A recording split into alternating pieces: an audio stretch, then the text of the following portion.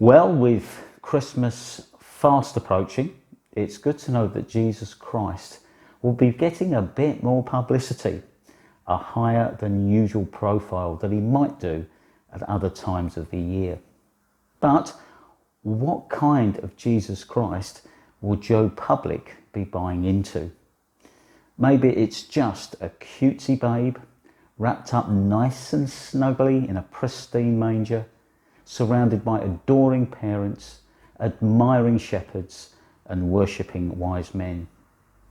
Okay, there might be a wee bit of donkey poo in the corner of the stable, but what's that between friends?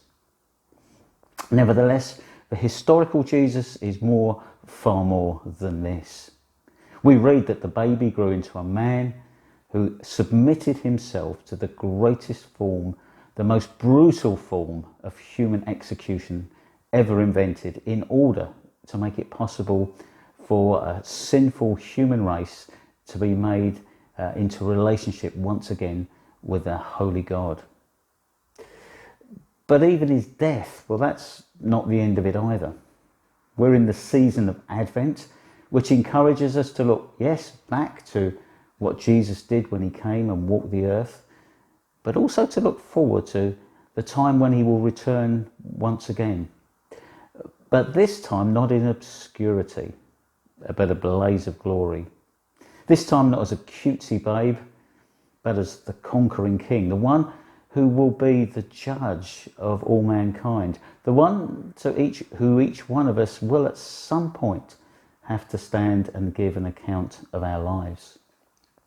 One of the images that the Bible paints very clearly is of Jesus as the divine shepherd holding court, looking, sifting, separating sheep from goats.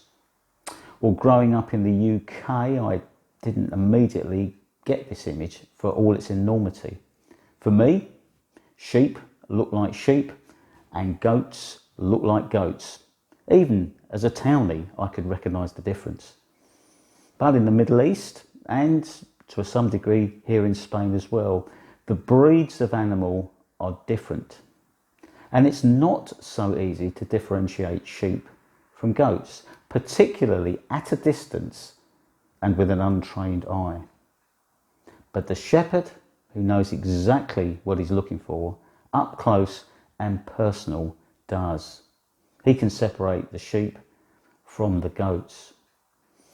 And so the question for each of us to answer is, are we certain that we will be included with the sheep and not rejected with the goats? How can I be sure? How can I be certain? Maybe it's not something you've even given a thought to. You're not bothered. Maybe it's something you thought, well, do you know what? I'll take my chance on the day. Okay, fair enough.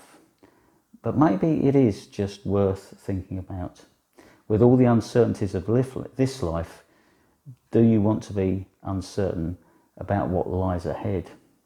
Or maybe even find out what is on offer, what it means to be a sheep, and likewise to what it means to be a goat.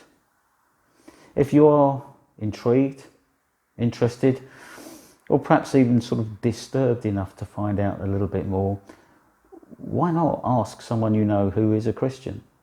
Contact your local church, or even get in touch with us. We're just ordinary people who believe and trust in an extraordinary God. So, can you be certain you will be in that number when the saints go marching in? Surely, it is got to be worth a thought. But for now, do take care, stay safe, and thanks for listening.